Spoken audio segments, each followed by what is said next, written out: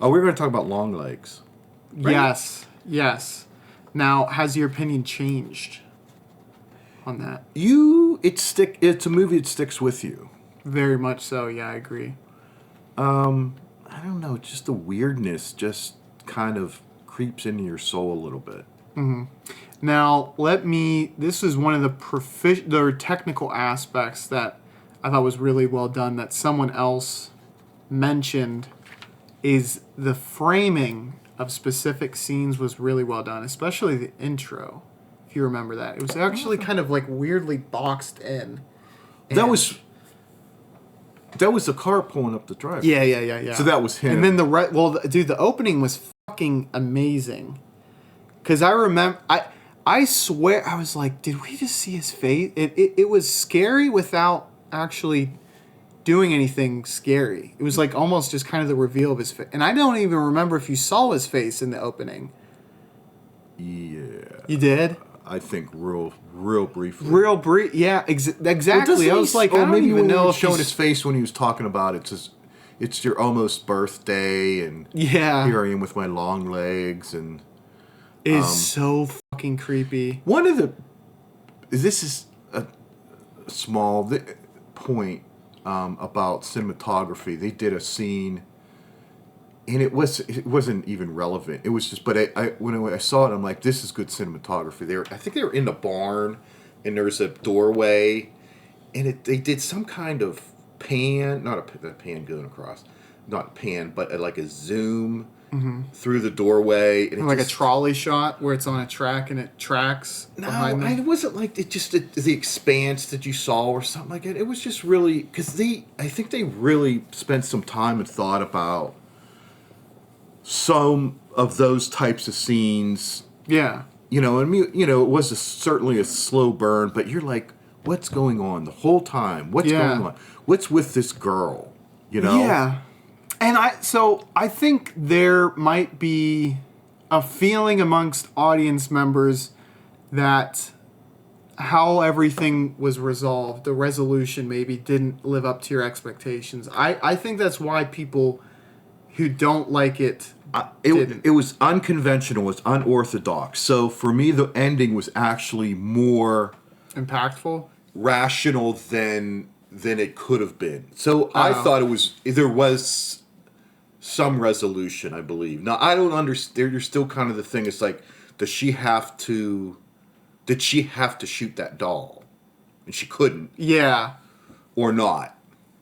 Now that I don't know, and that's fine. You don't have to answer the question. Exactly. Because it makes you ponder it after the fact. I had an answer to that. Because, here's the thing. She shot like 3 rounds in her... There should have been more left. Yeah. Any revolver or 5. Any pistol is going to have... Revolver's 5. I don't think it was a revolver. Yeah. Do you remember when... So there was foreshadowing when she, for some reason, this little girl wanted her to come into her bedroom. Mm-hmm. Was talking about her birthday and asked her if she would come. She's her, I'll be at your birthday. Do you remember that? Yeah. But well, she seemed like she was autistic. You're like, what the fuck is wrong with this? She's an adult. I know. She has no social skills. Exactly. But when she said that, I don't know. And then she comes to her birthday. Mm-hmm. And that kind of tied things together or something. I don't know. It was like inevitable that she would be there. That is exactly it. And did you notice the revolver she brought? Well, you probably, because you didn't autistically look over the footage after the fact. The weapon she brought was in a childhood box, in the box that had the photo. I'm pretty sure. That's why it only had 3 shots. Like, everything that happened up to her not being able to shoot the doll was preordained. You understand? Like, from the moment Longlegs came to the property, that the mom started doing this, to her even being in the FBI, like, because she had precognition. Like, that was a ability given to her via these evil forces for her to be on this case. And here's another thing too. It's the birthday murders. And like, well, 'cause I didn't know what I was getting into. So by the time, it's so early on when the daughter asks, can you come for my birthday? And you forget about it. You don't really think like, holy fuck, that's going to be a big thing. What else? There was something else about it. Oh, when she goes into the house in the final, do you like the guy's name is Blair Underwood, the black FBI guy, and she says something like, "Don't cut the cake" or "Don't do something." He says something, but do you notice his voice? I don't know if you. I know they enhanced the voice somehow. Oh, really? Yeah, they sounds had like demonic. Yes. Okay.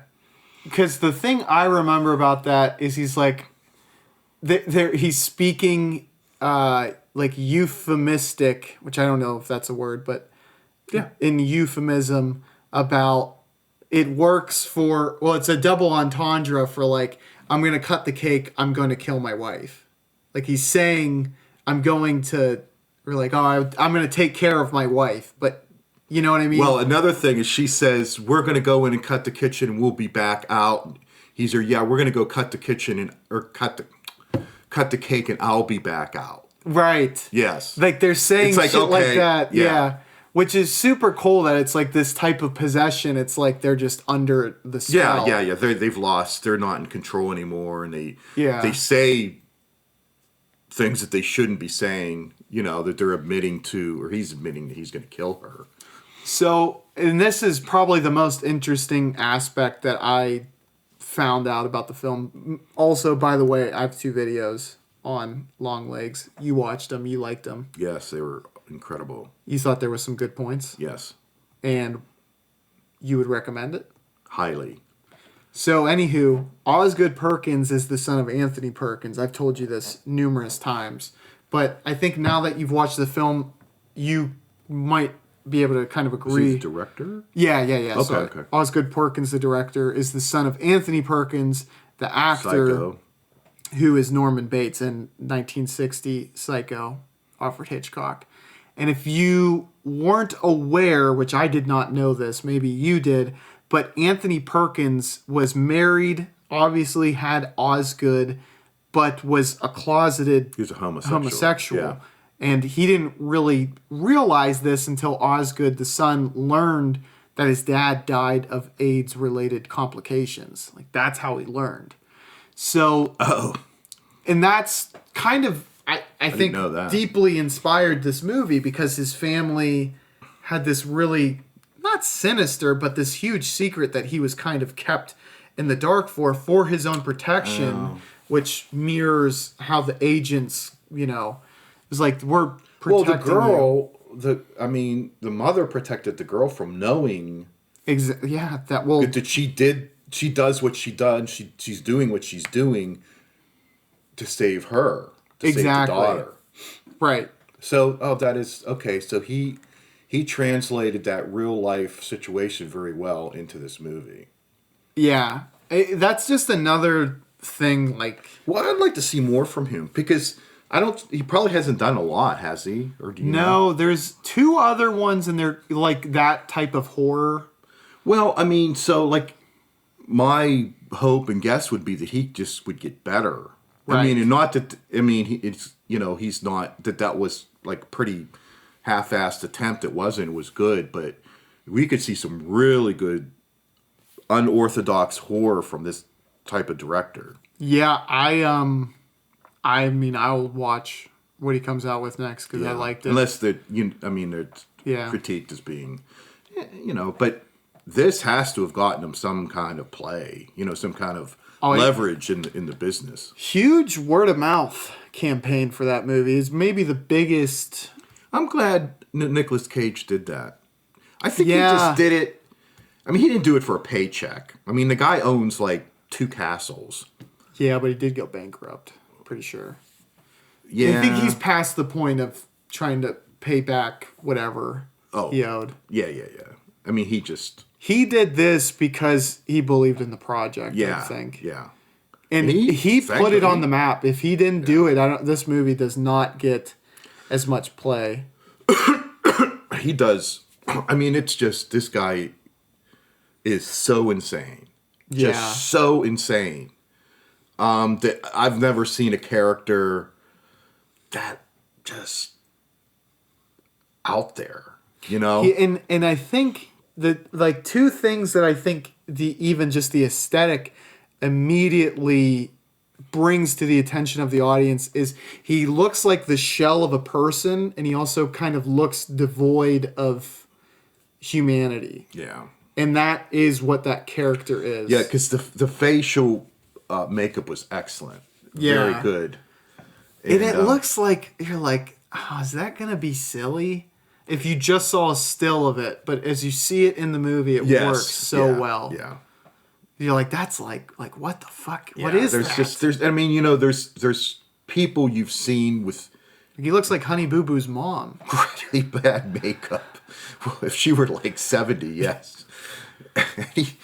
he goes into that store. That scene I didn't understand. Was there something I missed where he went into What the the store? meaning of it was? Like the girl says, "Dad, this fucking idiot's in here again." Because didn't he do the thing with his hands? Which was really, it was just intriguing. I don't know if maybe was, it didn't have, and I don't think it did. Because I maybe was what he bought. I don't know what he bought. It was something. Yeah, I can't remember. It was a It was hardware two small store, things, I think. yeah. It was a small canister of something and another very even smaller canister of something. Maybe that he was building like the metal spheres or something. Oh, maybe, yeah. Well, he was the doll maker, is what he did. So apparently, you know, because well, they had a autopsy person. Too. that scene is so good. He's like, he was whispering things about my ex-wife. But I'd been up for like the last 18 hours, so. See, that like kind of slips under the radar. But I'm like, no offense, but I'm like, yeah, I know. Because when I don't know what they put on it, but it made this like insane sound. It was like it was like a radiation thing, like a Geiger counter. Well, I don't think. Well, yeah, maybe not. I don't know. They'd be like, we got to get the fuck out of here. We're gonna die. Yeah.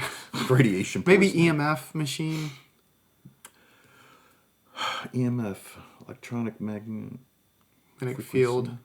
Oh, maybe. I don't know if they had things that did that, but they said it's hollow. He said it's hollow. There's nothing in it. You know, it's like it's just. But this is like the brain of the doll. It's like extremely well made by someone who's very good at this. And I like the that girl movie, that was man. in the barn. That was the doll for The girl who ends up the taking FBI her own girl? life. No, not the barn doll. Oh, the girl in the asylum. Yes. Okay. And How did they let her get off the? get off What the kind of roof? asylum is this? Yeah. Oh, she got up on the roof again. But she jumped this time. It's like, would you just let her run around? In the 90s, there's probably were cases of few. Hopefully it was few. Because, I mean, obviously this woman's incredibly mentally ill. Well, she was catatonic. Yeah, I know. From She just kind that of age to now, and then she has a. So, I mean, awakening. maybe I keep an eye on her a little bit. Yeah. I don't know. Where's Lauren? I don't know. I saw her going upstairs. You know, it's like, how did she get on the fucking roof? Anyway, that's me always trying to find the plot holes. Yeah, well, that's a movie that and I don't really mind that. Ignite a lot of. I mean, she could have so just weird. flew out the, just ran and flew out, dove out of. Well, that's what probably happened because, like, the way Nick Cage took his own life was just immediate and brutal. Well, do you remember the Blair? I keep calling him Blair Underwood because I didn't know his character's name, but that's the black FBI guy. Was like mad at the girl. It's like, well, what do you want me to do? I guess I could have stopped him, but he, like, where were the guards at? Like, I was in there to talk to him. I'm not there to, like, could you have another person in there? Yeah. Just leave this insane person with this new FBI agent who's Exactly. like 22. It's like, Has you know no how crazy he experience. is, right? Probably super violent, But go talk to him and don't take any security in with you. Did you like there was a VHS recording of him talking and he looks to the girl, it says, you'll be there, looks to the guy, you'll be there. Yeah. It's almost as though it's like he has an extra, not terrestrial, but you know what I'm saying? Like he has powers beyond our... His physical body. Yeah. Yeah. To where he can literally interact with, like, it. Yeah. That was a super good... Just tiny details made that film so much better. Did, and that takes a good eye for, I hate calling them Easter eggs. I mean, it's not a true Easter egg, but it's minor plot points that have significance. Mm. And callbacks easy to miss if you're not paying attention. Yeah, it's a film that requires... I hope he does another movie. Oh my god! Oh, he will. That. He will, because he's done. One I heard that's pretty decent is called, I think it's The Blackcoat's Daughters. I'll look. So it sounds like he's a horror guy, right? Yeah, this is his third, and he's doing a film in 2025 called The Monkey. So there you go. I think it's going to be... I'll look at the genre. It is comedy and horror. And people have already maybe watched it. I don't know. Let's look at the releases. So it came out in Spain. Oh, that's weird. But theatrically, it's not going to come out in the U.S. until... I don't fucking know. Sorry, guys. Sometime this decade? Like, soon. Because it comes out in Canada the 21st. In the U.S. Yeah, so... February. Yeah. Okay. Holy hell. But yeah, The Blackcoat Daughters is supposed to be decent. He's a good-looking cat. Well, his dad was a famous actor. That doesn't mean you're going to be good-looking. No. Most actors are good-looking. Well, actually, Perkins was. For a crazy guy. To play crazy. Yeah. Longlegs, I'd give that a shot. What would you rate time. it? What would you rate? Give me just your closing. I'd go like a 3.8. So that's pretty fucking close to what I would be able to. Yeah, just so unique. I mean, I haven't seen anything really similar to that. I was like, as soon as I came out of the theater, the first thing I said to my girlfriend, I was like, it was with slight disappointment in my voice. Mm-hmm. I was like, fuck, I thought they were gonna play it straight the whole time. And in my mind, I was like, I think that would have been better. And then the more I kind of ruminated on it, I was like, I think actually what they did is much better than... I don't know how you could have played it straight, because there were elements that made that crime unsolvable because it was supernatural. Exactly. That was the thing. I was like, if you can figure out a way to make this... Because they're like, he's not there. Right. You know, they're all related to him, but he didn't do it. He's never in it, yeah.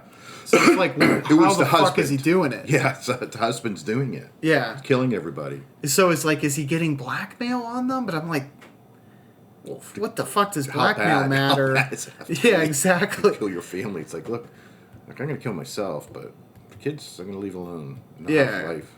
Exactly. Yeah, and that's the tie-in is like sacrificing your kids is like something has to be.